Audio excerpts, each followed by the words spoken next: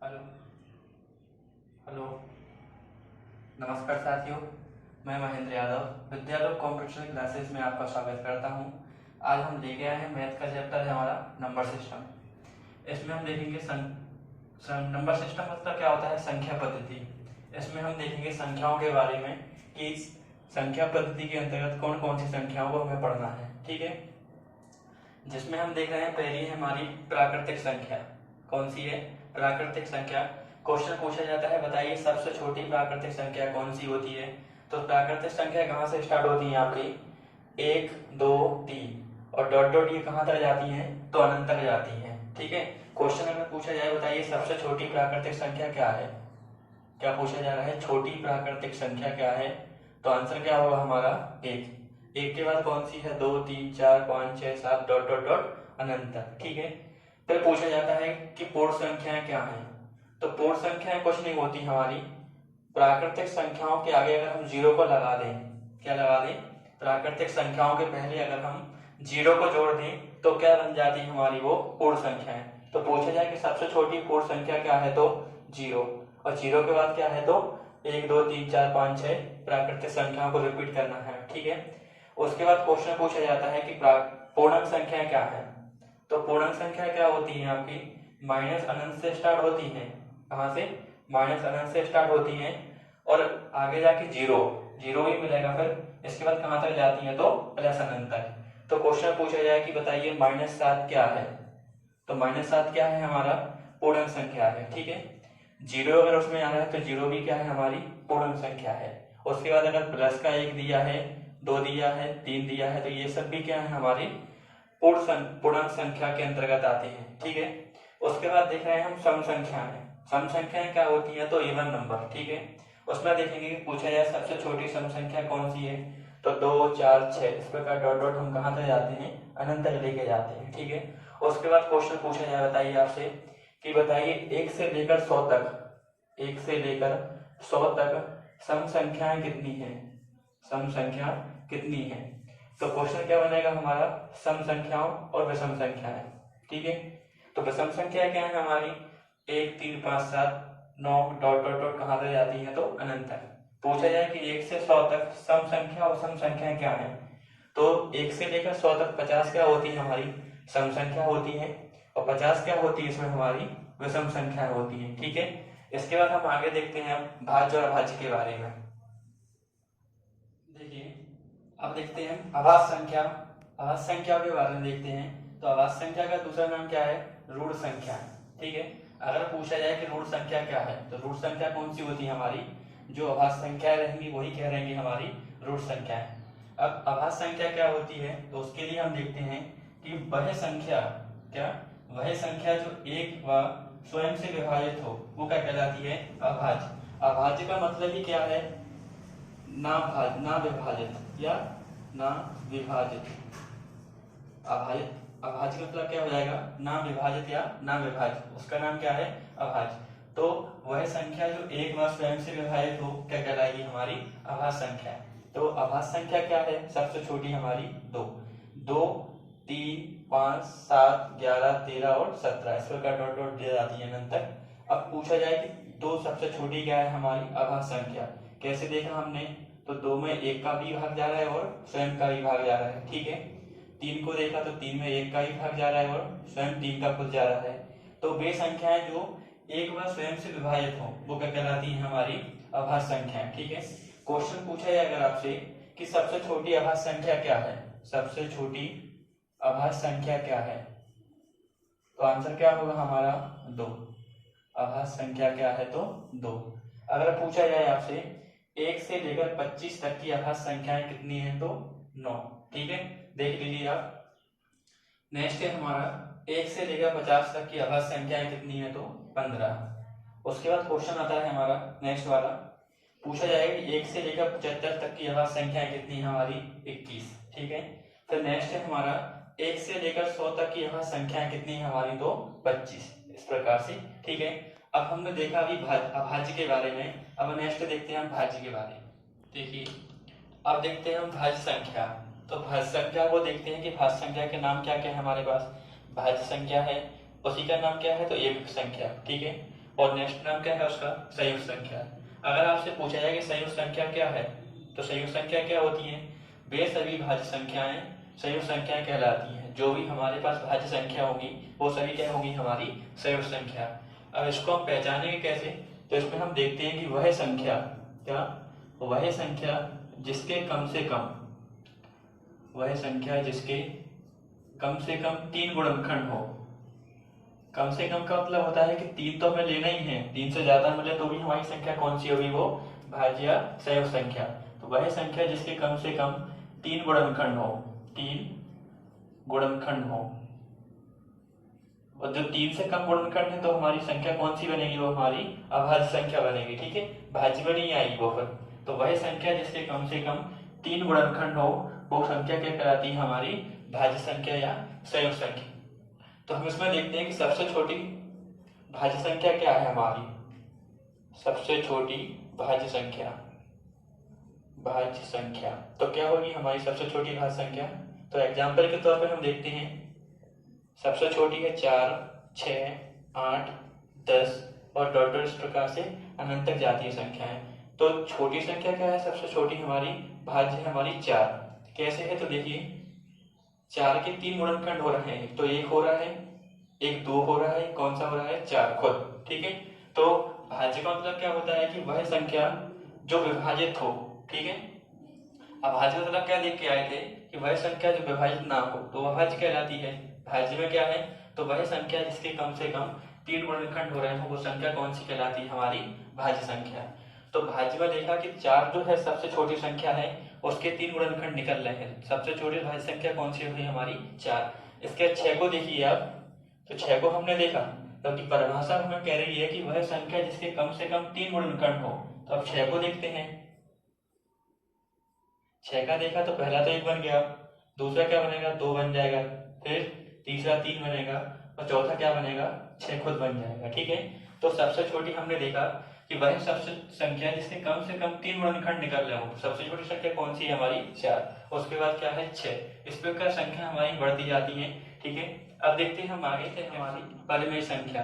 तो परिमेय संख्या क्या होती है, तो इसे हम देखेंगे, वह संख्या जिसे p/q के रूप में दर्शाया जाता हो। वह संख्या जिसे p/q के रूप में दर्शाया जाता हो, q के रूप में दर्शाया जाता हो।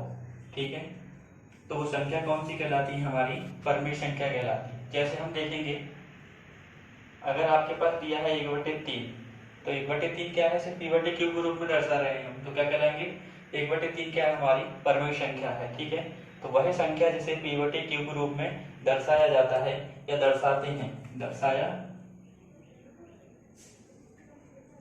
जाता है। ठीक है, वो संख्या क्या कहलाती है, हमारी परिमेय संख्या कहलाती है। ठीक है, अब इसके अंतर्गत हम देखते हैं कि जो नंबर होते हैं हमारे 1, 2, 3, 4, 5, 6, 7, वो भी किस में आएंगे, हमारी परिमेय संख्या में आती है। ठीक है, तो उनको भी हम लिख लेते हैं 1, 2, 3, 4, क्योंकि इनके बटे में क्या है, एक दिया रहता है, एक हम मान लेते हैं, तो इस प्रकार से ये भी क्या बन जाती है, हमारी परिमेय संख्या है। ठीक है, उसके बाद अगर लिखा है माइनस का 1/3 या 2/5 लिखा है, तो वो भी किस में आएंगे, हमारे परिमेय संख्या के अंतर्गत आते हैं। ठीक है, अब इसी में हम देखते हैं अपरिमेय संख्याएं।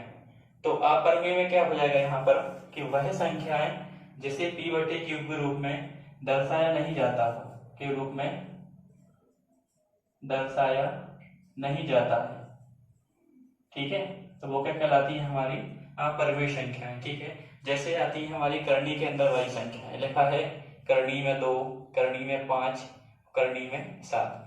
इन संख्याओं को क्या है, हम परिमेय संख्या या p/q के रूप में नहीं दर्शाते हैं। तो ये संख्या कौन सी कहलाती है, हमारी अपरिमेय। तो देखते हैं अब सह-अभाज्य संख्याएं। सह-अभाज्य का मतलब क्या है, अभाज्य तो आप देख के आए पीछे, सह मतलब क्या होता है, तो जोड़े। तो वे संख्याएं जो जोड़े के रूप में दी हो और पूछा जाए कि बताइए निम्न में से कौन सा जोड़ा सह-अभाज्य संख्याओं का है या नहीं है। तो सह का मतलब क्या होता है, जोड़ा। ठीक है, तो जहां भी आपको 2 पेयर के रूप में संख्याएं दी जा रही हो, वो संख्याएं कौन सी किसके बारे में पूछता है, हमेशा सह-अभाज्य के बारे में। ठीक है, तो इसमें हम देखेंगे कि संख्याओं कैसे पहचानना है। तो इनका जो है एचसीएफ मतलब क्या होता है, हाईएस्ट कॉमन फैक्टर, या फिर अपन देखें तो महत्तम समापवर्तक या महत्तम समापवर्तक। महत्तम समापन तक। ठीक है, तो क्या देखते हैं कि इनका एचसीएफ हमेशा ही कितना आना चाहिए, कॉमन उनमें से एक आना चाहिए। ठीक है, तो संख्याएं ऊपर कौन सी कहलाती है, हमारी सहवाची संख्याएं। जैसे दिया है 3 और 5, तो आप इन दोनों को देखिए, अभाज्य संख्याएं भी है हमारी ये, और इनमें से एचसीएफ इनका कितना निकल के आ रहा है, तो 1। ठीक है, ये वाला जो पेयर है वो कौन सा हो जाएगा, हमारा सहवाची संख्याओं वाला। ठीक है, अब इसके बाद देखते हैं हम उत्तरवर्ती संख्याएं क्या होती हैं, उत्तरवर्ती संख्याएं। ठीक है, या फिर बोल सकते हैं इसको उत्तरवर्ती संख्याएं हो गई। ठीक है, देखिए अब हम देखते हैं उत्तरवर्ती संख्याओं के बारे में। ठीक है, उत्तरवर्ती, इसका दूसरा नाम क्या है, तो अनुवर्ती संख्या है। कौन सी संख्या है, अनुवर्ती संख्या है। ठीक है, उत्तर का मतलब क्या होता है, तो उत्तर का मतलब है कि अपन प्रश्न का जब उत्तर देते हैं तो उत्तर हमेशा कहाँ लिखते हैं, नीचे की साइड या बाद की साइड। तो संख्या का मतलब होता है, तो उसका सीधा सीधा देख लिखते हैं अपन, तुरंत बाद वाली संख्या, तुरंत बाद वाली संख्या। ठीक है, बाद वाली संख्या। अगर आपसे पूछा जाए कि बताइए 10 का उत्तरवर्ती संख्या कौन सी है, तो 10 के तुरंत बाद वाली संख्या कौन सी आती है, हमारी 11। ठीक है, तो एग्जाम्पल के तौर पे देखते हैं हम, पूछा जाए कि 10 की उत्तरवर्ती या अनुवर्ती संख्या क्या है, उत्तरवर्ती संख्या क्या है। ठीक है, तो हम देखते हैं कि 10 के तुरंत जस्ट बाद वाली संख्या कौन सी आ रही है, हमारी 11। तो 11 ही क्या हो जाएगा हमारा आंसर उत्तरवर्ती संख्याओं के द्वारा। ठीक है, नेक्स्ट इसमें पूछते हैं पूर्ववर्ती संख्याएं। कौन सी वाली, पूर्ववर्ती। तो पूर्ववर्ती संख्या क्या होती है, पूर्व का मतलब ही है कि जस्ट क्या है, पहले वाली संख्या, क्योंकि पूर्व का मतलब क्या होता है, पहले। ठीक है, इसमें हम देखेंगे तुरंत पहले वाली संख्या। ठीक है, इसमें देखी थी उत्तरवर्ती में तुरंत बाद वाली संख्या को, और पूर्ववर्ती में क्या देखते हैं हम, तुरंत पहले वाली संख्या है, तुरंत पहले की संख्या, पहले की संख्या। ठीक है, पूछा जाए इसे, बताइए 12 की पूर्ववर्ती संख्या क्या है, 12 की पूर्ववर्ती संख्या क्या है, पूर्ववर्ती संख्या क्या है। ठीक है, तो हम देखेंगे पूर्ववर्ती के बारे में पूछा गया है, तो पूर्ववर्ती का क्या होता है इसमें, मतलब पहले की संख्या। तो 12 के तुरंत पहले कौन सी संख्या आ रही है, हमारी 11। तो आंसर क्या हो जाएगा हमारा 11। ठीक है, इसके बाद देखते हैं हम नेक्स्ट सवालों के बारे में। देखिए अब हम देखते हैं स्थानीय मान के बारे में। ठीक है, नया टॉपिक क्या है इसमें, हमारा स्थानीय मान। और स्थानीय मान के बाद हम क्या देखेंगे इसमें, हम जातीय मान। जातीय मान का दूसरा नाम क्या है, तो नैज मान या वास्तविक मान क्या होता है। इसमें हम देखते हैं, पहला क्वेश्चन दिया गया है हमारे पास, संख्या दी है ये, और पूछ रहा है इसमें कि 9 के स्थानीय मान एवं वास्तविक मान क्या होंगे। ठीक है, इसके ये है संख्या। ठीक है, 69,387 में 9 के स्थानीय मान एवं वास्तविक मान क्या होंगे। ठीक है, तो हम पहले देखते हैं स्थानीय मान के बारे में। किसके बारे में देख रहे हैं, स्थानीय मान। स्थानीय मान कैसे निकाला जाता है, तो जिस अंक के बारे में बोला गया है वो अंक लिख लीजिए पहले तो, और उसके बाद देखते हैं हम कि उस संख्या के बाद पीछे कितने अंक और लगे हैं। ठीक है, तो हमने देखा कि 9 को लिखने के बाद इसके साथ में 3 अंक और लगे हैं, तो उन अंकों के स्थान पर हम इसमें क्या प्रयोग करते हैं, 0 का।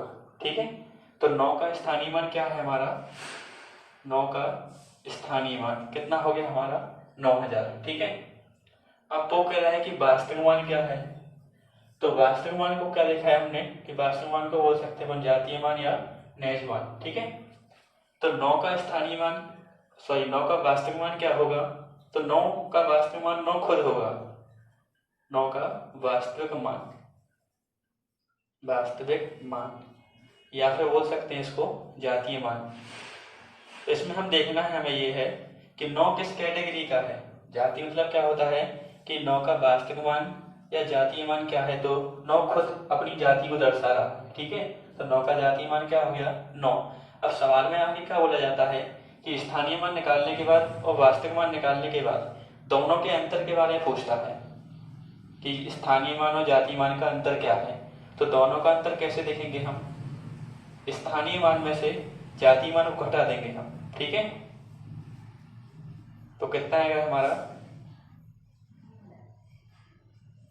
ठीक है, इस प्रकार से क्या निकल के आएगा दोनों का अंतर, 8,991। ठीक है, अब हम देखते हैं इसमें दशमलव वाले संख्या दी हो हमें, उसका स्थानीय मान कैसे निकाला जाता है। हमारे पास 1715.271 में अंक 7 के स्थानीय मान एवं वास्तविक मान क्या होंगे। ठीक है, अब इसमें अंक 7 के बारे में पूछ रहा है, तो अंक 7 हमें दो जगह दिख रहा है संख्या में, एक तो यहाँ एक दशमलव के बाद है। ठीक है, तो इसमें आपके स्थानीय मान दो निकल के आएंगे। कितने निकल के आएंगे? दो। ठीक है, कौन कौन से हैं तो देखिए, 7 के स्थानीय मान, 7 के स्थानीय मान पहले हम देखते हैं दशमलव के पहले संख्या है 1715 में दिख रहे हैं कि स्थानीय मान क्या होगा। तो 7 का हमने देखा इसके हिसाब से, तो पहले तो 7 लिख दिया है। उसके बाद देख रहे हैं तो कितने अंक और लगे हैं, तो 2 अंक लगे, तो उसके स्थान पर 2 जीरो लगा दिए। ठीक है, अगर आप दशमलव के बाद वाली संख्याओं को भी लिख रहे हो तो कोई मतलब नहीं रहेगा लिखने का। दशमलव के बाद क्या आएगा, ऐसे जीरो करके आ जाएंगे, दशमलव के बाद जीरो हटा देंगे हम, तो क्या आ गया पहले वाले 7 का स्थानीय मान 700। ठीक है, अब हम देख रहे हैं दशमलव के बाद वाले 7 का, दशमलव वाले 7 का। ठीक है, स्थानीय मान देखिए, हम तो दशमलव तो लगा है, दशमलव लगा दिया हमने।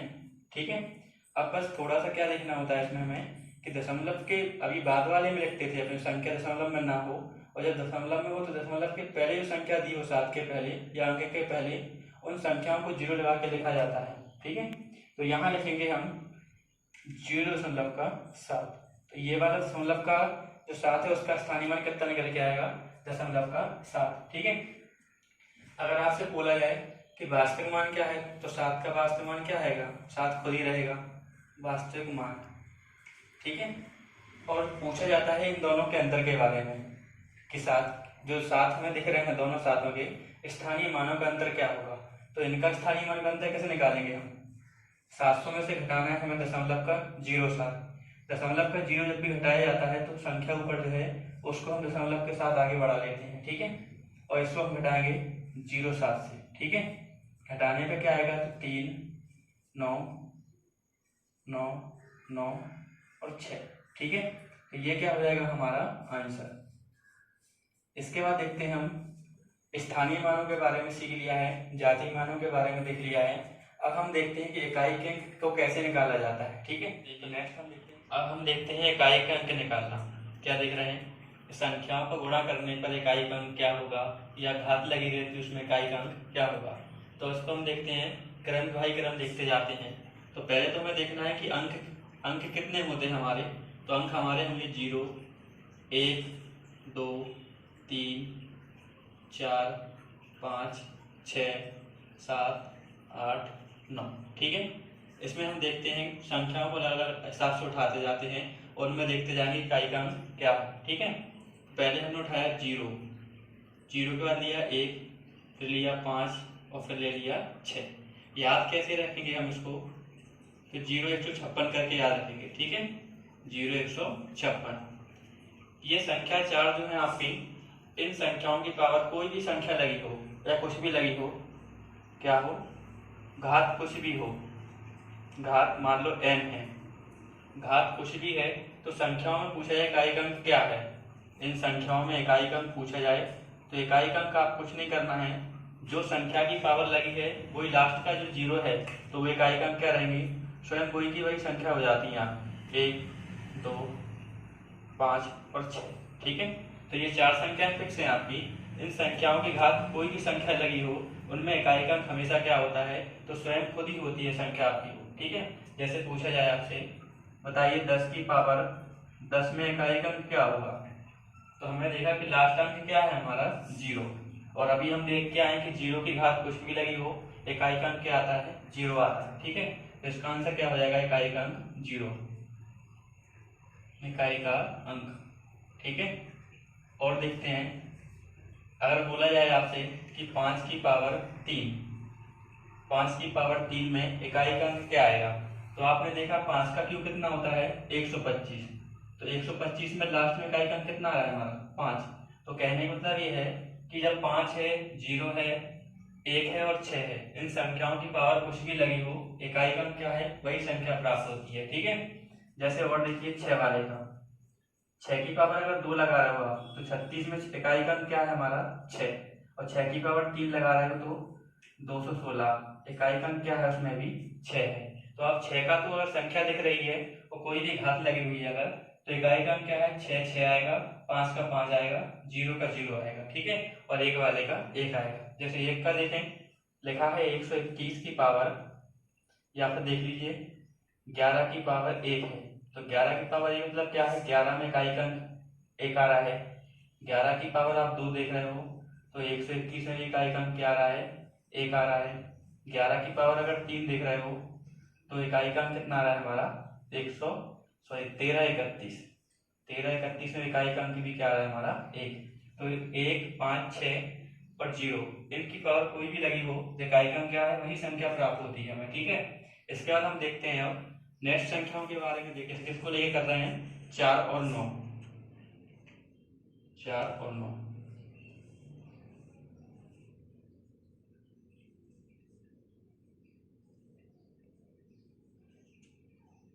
ठीक है। अब 4 और 9 में क्या याद रखना है हमें, अगर 4 और 9 संख्याओं में विषम घात है, अगर घात कौन सी है, विषम, विषम घात है तो इकाई अंक क्या आएगा, 4 का 4 ही आएगा और 9 वाले का 9 ही आएगा, ठीक है। अगर 4 पे समघात लगी हुई है, समघात, तो 4 में जो समघात लगी हुई है तो इकाई अंक क्या आएगा आपका, 6 आएगा। और 9 पे अगर समघात लगी है तो इकाई अंक क्या आएगा आपका, 1। देखिए जैसे लिखा है 24 64, क्या लिखा है, 24 64 की पावर 17 93।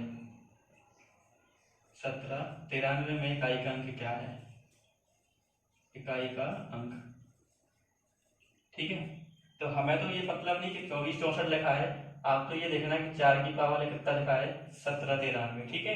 तो 17 93 में क्या है, इकाई का अंक, ये विषम घात कौन सी आ रही है आपकी इसमें, विषम। 17 93 क्या है, विषम घात है। तो आप देख के आए हो अभी कि 4 की पावर का विषम घात लगी है तो इकाई का अंक क्या आएगा, 4 आएगा। तो इस पूरे का आंसर क्या निकल के आएगा आपका, 4, ठीक है। ऐसे और देखिए 9 वाले का 729 की पावर अगर लगी हुई है 333, पूछ रहा है इसमें इकाई का अंक क्या है, इकाई का अंक। तो आप कैसे देखेंगे कि 9 की पावर क्या देखना है, 9 की पावर कितनी लगी हुई है, 333। तो 333 क्या है आपकी, विषम है, क्या है, विषम, विषम घात है। तो विषम घात में क्या देखेंगे हम कि 9 का 9 ही आ जाएगा। इस पूरे का आंसर कितना आएगा, इकाई का अंक आपका 9, ठीक है। अब हम देखते हैं आगे 2 4। अब देखते इसमें ये है कौन कौन से रह गए हैं। तो 2 रह गया आपका, 8 रह गया है, 3 रह गया है और 7 रह गया है, ठीक है। इनके बारे में और देखते हैं। हम देखते हैं यहाँ पर 2 8, ठीक है, 3 और 7, ये 4 संख्या और रह गई थी हमारी। इनमें और देखते हैं हम, जिसमें हमें याद रखना है हमें थोड़ा सा ये कि 2 की पावर 4 बनाएंगे इसको हम, और 8 की पावर 4 बनाएंगे, ठीक है। ऐसे याद रखेंगे कि 2 की पावर 4, 8 की पावर 4 में इकाई का अंक, में इकाई का अंक क्या आता है हमेशा ही, तो इकाई का अंक आएगा आपका 6, ठीक है। इसमें देखेंगे 3 की पावर 4 और 7 की पावर 4 में इकाई का अंक देखना है हमें, इकाई का अंक। इसमें क्या आएगा, इकाई का अंक हमारा आता है इसमें हमेशा ही 1 आएगा, क्या आएगा, 1। अब इन सवालों को करते कैसे हैं, तो देखिए अगर क्वेश्चन आपके पास दिया हुआ है कि 7 की पावर 71 में इकाई का अंक क्या होगा, इकाई का अंक क्या होगा,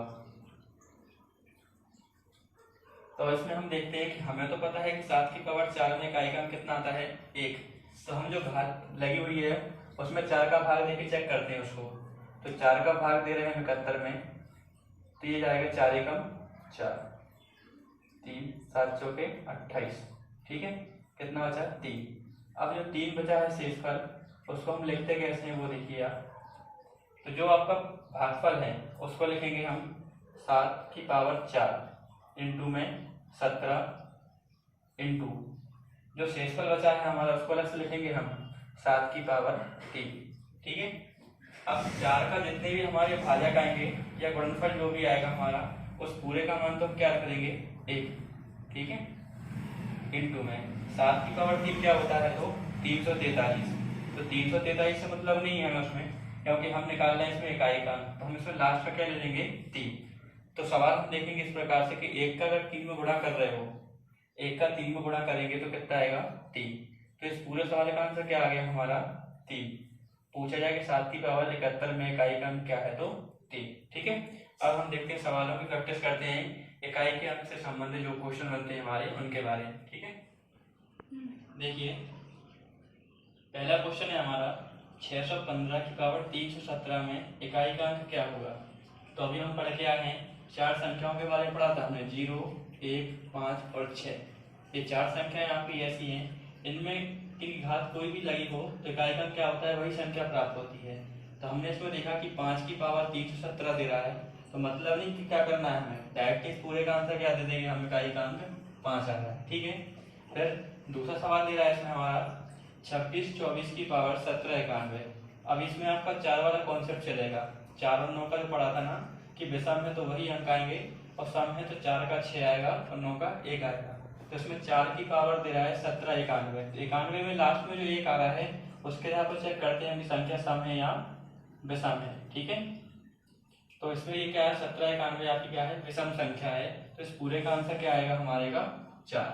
ठीक है, अगला सवाल हमारा तीसरा दिया गया है 274 इंटू में 318 इंटू में 570 इंटू में 313 में इकाई का अंक क्या होगा। मतलब आपको संख्याओं का आपस में सबका गुणा करना है और गुणा करने का जो संख्या में जो आंसर आएगा उस आंसर के लास्ट में बताना है कि इकाई का अंक क्या होगा। ठीक है, तो हमें उसके हिसाब से नहीं देखना है, आप तो इकाई के बारे में बोला गया है तो इसको ऐसा देखिए सवाल को कि आपके पास लिखा है 4 इंटू में 8 इंटू में 7 इंटू में 3, लास्ट के अंक लेना है सबके।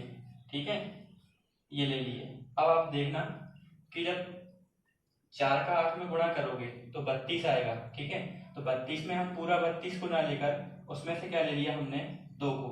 ठीक है, क्योंकि क्या निकाल रहा है हम, इकाई के अंक के बारे में। 2 को लेने के बाद हम 2 को गुणा करेंगे साथ में, तो 2 7 14, तो 14 में आप 14 को पूरा ना लेके क्या लेंगे हम, लास्ट अंक लेंगे 4। ठीक है, अब 4 का जब हम 12 में गुणा कराएंगे तो क्या आएगा पूरा 12। तो 12 से मतलब नहीं, हमें तो क्या मतलब है लास्ट के अंक से। तो इस पूरे का आंसर क्या निकल के आया हमारा, इकाई का अंक कितना आ गया इसका 2। ठीक है, नेक्स्ट सवाल दिया है आपका चौथा वाला, उसमें कह रहा है 81 इंटू में 82 इंटू में 83 और डॉट डॉट डॉट करके दिया है 89 तक। संख्याओं का गुणा करने पर इकाई का अंक क्या होगा। ठीक है, तो इसमें हम देखना है हमें कि संख्या जब आपकी स्टार्ट हुई ये वाली तो बीच में 85 मिल रहा होगा। ठीक है, तो इन संख्याओं को जब भी इस प्रकार से दी है तो उसमें आप एक कॉन्सेप्ट ध्यान रखना कि यदि आपको इकाई का अंक 5 मिल रहा हो और उसके साथ कोई सम संख्या हो, क्या हो, इकाई का अंक 5 हो और उसके साथ गुणा में कोई सम संख्या हो, तो वो गुणा जब सम संख्या के साथ करोगे तो वो संख्या पूरी 5 के साथ क्या बन जाएगी 0, और 0 का जब इस संख्या में गुणा करोगे तो क्या आएगा पूरे का आंसर 0। तो इस सवाल का जो आंसर आएगा वो कितना आएगा हमारा 0, क्योंकि ये मिलेगा हमें इस प्रकार से 81 इंटू 82 इंटू में 83 इंटू में 84 इंटू में 85।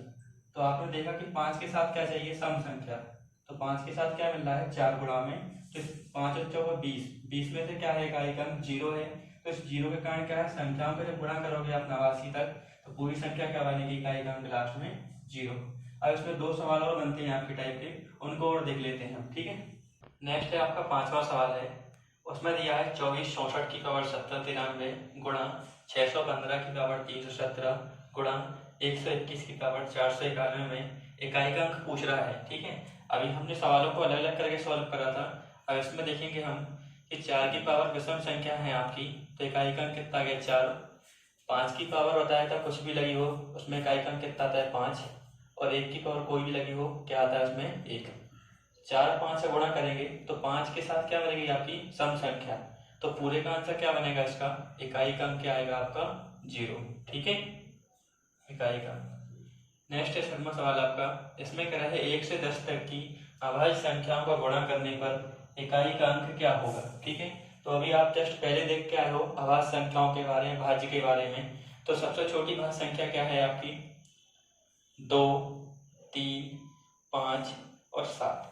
ठीक है, तो अभी उसने बोला है 1 से 10 तक की अभाज्य संख्या गुणा करने पर इकाई का अंक क्या आएगा, तो आपको देखना है इनका गुणा करना है। और गुणा करने के बाद बताना है कि इकाई का अंक क्या आएगा। तो आपने देखा कि 5 है, 5 के साथ क्या मिल रही है, सम संख्या मिल रही है। तो 5 के साथ जब भी सम संख्या मिले तो इकाई का अंक क्या निकल के आता है हमारा, 0। ठीक है, इसका आंसर क्या हो जाएगा, 0। अब हम देखते हैं इसके बाद विभाज्यता के नियम क्या है। ठीक है, देखिए नेक्स्ट है विभाज्यता के नियम। ठीक है, सवाल में पूछा जाए आपसे कि बताइए निम्न संख्या 2 से विभाज्य है कि नहीं है, तो विभाज्य कैसे देखेंगे हम। 2 से विभाज्यता का नियम कहता है आपका कि जब इकाई का अंक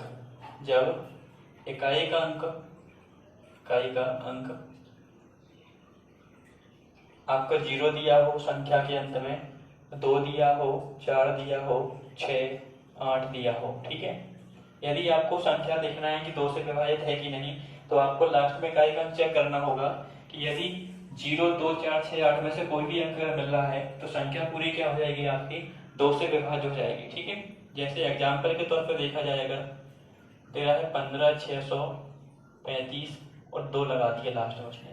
ठीक है, इसमें बोला है उसने कि बताइए संख्या 2 से विभाज्य है कि नहीं है। तो आपको देखना क्या है, लास्ट अंक देखना है इकाई का अंक। इकाई का अंक अगर 0, 2, 4, 6, 8 से कोई मिल रहा है तो संख्या जो पूरी दी है आपकी वो क्या हो जाएगी, 2 से विभाजित हो जाएगी। ठीक है, नेक्स्ट आता है आपका 3 से विभाज्य वाला नियम। 3 से विभाज्य,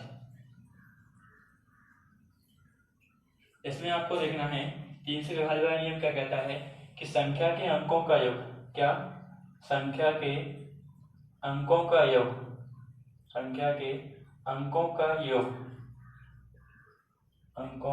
योग 3 से विभाजित हो। क्या है, संख्या के अंकों का योग अगर 3 से विभाजित हो रहा है तो संख्या पूरी क्या हो जाएगी आपकी, 3 से विभाजित होगी। जैसे एग्जाम्पल के तौर पर दिया जा रहा है आपको 729, वो कह रहा है कि बताइए 729 3 से विभाज्य है कि नहीं। तो आपको देखना क्या है कि अंकों के, संख्या के अंकों का योग 3 से विभाजित हो, तो हम इनका सबका टोटल करेंगे, 7 + 2 + 9, इस प्रकार कितना आ गया योग, 18।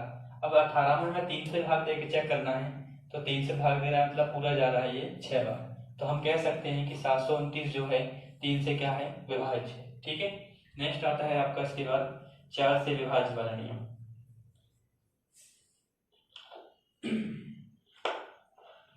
4 से विभाज्य, ठीक है, 4 से विभाज्य वाला क्या कहता है कि अंतिम 2 अंकों का योग, क्या, लास्ट के 2 अंक या अंतिम 2 अंक 4 से विभाजित हों, 4 से विभाज्य हों। अगर अंतिम 2 अंक 4 से विभाज्य हो रहे हैं तो संख्या पूरी क्या हो रही है हमारी, 4 से विभाजित हो रही है। ठीक है, जैसे हमने देखा एग्जाम्पल के तौर पर देख रहे हैं हम 1728, 1728 पूछ रहा है 4 से विभाज्य है कि नहीं। तो हमें लास्ट के 2 अंकों को लेना है, क्या है लास्ट के 2 अंक, 28। ठीक है, 28 में 4 से भाग देना है मतलब 7 बार जा रहा है, तो हम कह देंगे ये संख्या जो है 1728 हमारी 4 से क्या हो जाएगी, विभाजित हो जाएगी। ठीक है, नेक्स्ट हम देखते हैं 5 से विभाज्य वाला नियम। 5 से विभाज्य, 5 से विभाज्य वाला नियम क्या कहता है कि संख्या में इकाई का अंक, संख्या में इकाई का अंक क्या है, 5 से विभाज्य का नियम कहता है कि संख्या में इकाई का अंक अगर 0 या 5 मिल रहा है, क्या हो रहा है, 0 या 5 में से कोई 2 में से एक है, तो संख्या क्या होगी आपकी पूरी 5 से विभाजित हो जाएगी। ठीक है, इसके बाद हम 6 से विभाज्य वाले में, इसमें देखेंगे जो संख्या 2 व 3 से विभाजित है वह संख्या क्या है हमारी 6 से ही विभाजित होगी। ठीक है, जैसे एग्जाम्पल के तौर पर देख रहे हैं हम 1824 के बारे में, क्या, 1824।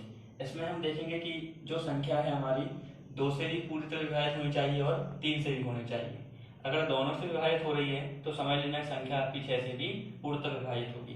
तो इसमें हमने 2 के लिए क्या बताया था कि इकाई का अंक क्या है जो है आपका 0, 2, 4, 6, 8 में से कोई हो, तो ये कौन सा मिलेगा आपका 4 मिल रहा है। ठीक है, और क्या बताया था 3 वाले में आपको कि अंकों का टोटल आपका 3 से विभाजित होना चाहिए, तो वो भी आपका फॉलो हो रहा है। इसमें 9 हो गया ये, और 9 से 2 जोड़े 11, 11 4 जोड़े तो 15, 15 में भी आपका 3 से भाग जा रहा है, मतलब संख्या जो है आपकी 1824 वो 6 से पूर्णतः विभाजित है। ठीक है, नेक्स्ट देखते हैं हम 6 के बाद देखते हैं हम 8 के बारे में। ठीक है,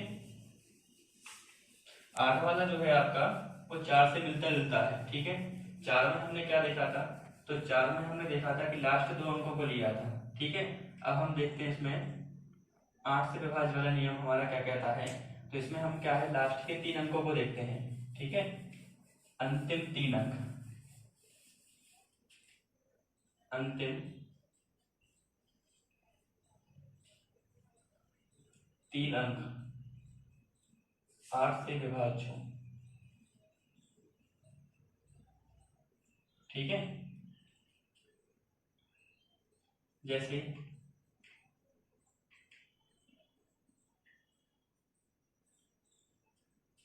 ये संख्या दी है हमारी 2512, ठीक है। इसमें हमें क्या है, लास्ट के 3 अंकों को चेक करना है। अगर भाग पूरा जा रहा है तो संख्या जो है हमारी वो क्या है, 8 से पूर्णतः विभाजित हो जाएगी, ठीक है। तो 512 में भाग दिया हमने 8 से, 8 से 48 हो जाएगा हमारा। 48 के बाद 3 बचेंगे तो 8 चौके 32। तो संख्या जो हमारी दी है 2512, वो संख्या हमारी क्या होगी, 8 से पूर्णतः विभाजित होगी, ठीक है। नेक्स्ट आता है हमारा 9 से विभाज्य, 9 से विभाज्य। 9 से विभाज्य क्या है, तो जो हम पढ़ के आए थे 3 वाले में कि संख्या के अंकों का एक 3 से विभाजित हो, ऐसे ही हम 9 वाले में देखेंगे कि अंकों का टोटल जो है, अंकों का योग 9 से विभाजित हो, ठीक है। 9 से विभाजित हो, ये देखना है 9 से विभाजित है। जैसे दिया है, एग्जाम्पल के तौर पर 729, ठीक है। इनका टोटल करेंगे तो 9 9 9 18। तो 18 में देखा 9 से भाग जा रहा है, तो संख्या वो है आपकी पूर्णतः 9 से विभाजित हो जाएगी, ठीक है। इसके बाद हम देखते हैं अब प्राकृतिक संख्याओं का योग निकालना, उनके वर्गों का योग निकालना, उनके वर्गों का योग निकालना, ठीक है। इस प्रकार से सवालों को आगे हम देखते हैं प्राकृतिक संख्याओं का योग निकालना। इसमें हम देख रहे हैं कि n प्राकृतिक संख्याओं का योग निकालना। तो प्राकृतिक संख्या कहाँ से स्टार्ट होती है हमारी, 1 2 3 4 5 6 और डॉट डॉट कहाँ से जाती है, तो अनंत तक। अगर संख्याओं के बारे में पूछा गया है कि बताइए n प्राकृतिक संख्याओं का योग कैसे निकाला जाता है, उसका फॉर्मूला क्या है हमारे पास, तो n कोष्टक में n+1/2, ठीक है। अब इसमें n क्या है, तो n आपका करता है कुल संख्याओं का, जितनी संख्याओं के बारे में पूछा जाता है उन संख्याओं को क्या बताया जाता है, हम n से दर्शाते हैं। जैसे पहला क्वेश्चन आपका कह रहा है कि 1 से 10 तक की प्राकृतिक संख्याओं का योग क्या होगा, ठीक है। तो इसमें जो 10 है आपका, 10 ही क्या करेगा, इसमें आपका n का काम करेगा, ठीक है। और आपके पास फॉर्मूला आपके पास दिया गया है n कोष्टक में n+1/2। इसमें n क्या है हमारा 10, तो फॉर्मूला हमारा है n कोष्टक में n+1/2। इसमें हम रखेंगे तो 10 इंटू 10 में हम एक जोड़े तो कितना हो गया 11 बटे में 2। इसको काटेंगे 5 बार और 11 5 से गुणा करेंगे तो कितना आएगा 55, ठीक है। तो 1 से 10 तक संख्याओं को जब टोटल करोगे तो योग कितना निकल के आएगा उसका 55, ठीक है। नेक्स्ट कह रहा है आपका 11 + 12 + 13 + डॉट डॉट डॉट 20 तक संख्याओं का टोटल निकालना है आपको। पूछ रहे हैं इनका योग क्या आएगा, तो हम इसमें देखेंगे कि 1 से 20 तक का निकालेंगे पहले हम, ठीक है। क्योंकि सवाल में जो आपका फॉर्मूला दिया गया है ये आपका स्टार्टिंग से निकालने वाला फॉर्मूला है कि आप शुरू से अगर निकाल रहे हो संख्याओं का योग तो 1 से निकलता है आपका। पर इसमें तो आपसे कहाँ से पूछ रहा है, वो 11 से पूछ रहा है, तो पहले आप निकालोगे 1 से 20 तक का योग, ठीक है। तो n का काम करेगा इसमें आपका 20, तो 20 इंटू में 21 बटे में 2, 2 से कटेगा 10 बार, गुणा करोगे तो कितना आ गया इसका 210 आ गया, ठीक है। फिर आप निकालोगे 1 से 10 तक वाले का, क्योंकि आपको निकालना कहाँ से, ये 11 से, तो उसमें से हम माइनस कर देंगे वो वाला 1 से 10 वाला। अभी आप निकाले क्या है 1 से 10 वाले का कितना है, तो टोटल 55, ठीक है। और आपको निकालना कहाँ से है, 11 से 20 वाले का, ठीक है। तो आप 210 में से घटा दीजिए 55 को, तो कितना आएगा 155, ठीक है। ये क्या निकल के आ गया आपका 11 से लेकर 20 तक संख्याओं का टोटल। तीसरा क्वेश्चन कह रहे हैं हमारा 3 + 6 + 9 डॉट डॉट डॉट +30, इनका टोटल निकालना है हमें। तो संख्याओं का बताया क्या है आपको, प्राकृतिक संख्याओं का निकाल सकते हैं हम। 3 6 क्या चल रही है, तो आपकी अल्टरनेट चल रही है 3 3 के गैप में। तो हमने देखा कि यहाँ से हम 3 को कॉमन ले रहे हैं अगर, तो अंदर क्या बचेगा 1 + 2 + 3 और plus dot dot dot dot +10। अब हमारे पास जो कोष्टक के अंदर संख्या बनी है ये हमारी क्या निकल के आई है, प्राकृतिक संख्याएं। तो इसका फॉर्मूला हमें क्या होता है, 1 से 10 तक का भी निकाला है आपने, कितना आया था 55। तो हम 3 का गुणा करा देंगे 55 के साथ, तो 3 का 55 गुणा कराएंगे तो कितना आएगा हमारा 165। ठीक है, अभी हम देख के आए प्राकृतिक संख्याओं के बारे में। अब हम इसमें देखते हैं विषम संख्याओं के बारे में और सम संख्याओं को कैसे निकाला जाता है। ठीक है, देखिए अब हम देख रहे हैं क्या, n विषम संख्याओं का योग निकालना। तो विषम संख्याएं आपने पढ़ी थी, विषम संख्याओं का योग निकालना सीख रहे हैं, तो उसका फॉर्मूला क्या बनता है हमारा n²। ठीक है, अब वो कह रहा है कि सवाल में आपसे प्रथम 5 विषम संख्याओं का योग क्या होगा। तो इसमें जो है आपका n का क्रम करना है 5, क्योंकि उसने बोला है प्रथम 5 के बारे में। ठीक है, तो प्रथम 5 और फॉर्मूला आपके पास क्या है n²। ठीक है, तो 5 का जब स्क्वायर करेंगे तो कितना आएगा 25। तो प्रथम 5 संख्याओं का जो है आप योग करोगे तो कितना आएगा निकालने पर 25। ठीक है, और नेक्स्ट आपका आता है इसके बाद n सम संख्याओं का योग निकालना। तो n सम संख्याओं का योग निकालने का फॉर्मूला क्या बनता है आपका, जो अभी आप प्राकृतिक संख्याओं का देख के आए थे n कोष्टक में n+1/2, तो उसमें से क्या है हम 2 को हटा देते हैं, 2 को हटा देंगे तो ये किसका बनता है हमारा सम संख्याओं के बारे में। ठीक है, देखिए फिर भी यहाँ से आप 2 4 6 उस प्रकार से रख रहे हो तो ये दिक्कत करेगा आपका n का अनुमान निकालने के लिए। तो यहाँ से क्या करते हैं हम 2 को कॉमन निकालते हैं, अंदर बचेगा आपका 1 + 2 + 3 प्लस डॉट डॉट डॉट, ये कहाँ बचेगा तो 20। ठीक है, अब आप देखिए इस कोष्टक के अंदर संख्याएं मिल रही हैं, वो संख्याएं कौन सी है हमारे पास प्राकृतिक संख्याओं का निकालने वाली है। ठीक है, तो हम रखेंगे इसमें 2 इंटू, ये प्राकृतिक संख्याओं क्या पढ़ के आए थे फुल लोग, तो n कोष्टक में था हमारा n+1/2, तो इसमें n का काम क्या करेगा हमारा 20, तो रख दीजिए इसमें n का काम 20। तो हम करेंगे 2 इंटू में 20 इंटू में 21/2। ठीक है, इनका फिर गुणा कराएंगे तो ये गुणा करने पे कितना आएगा हमारा 420।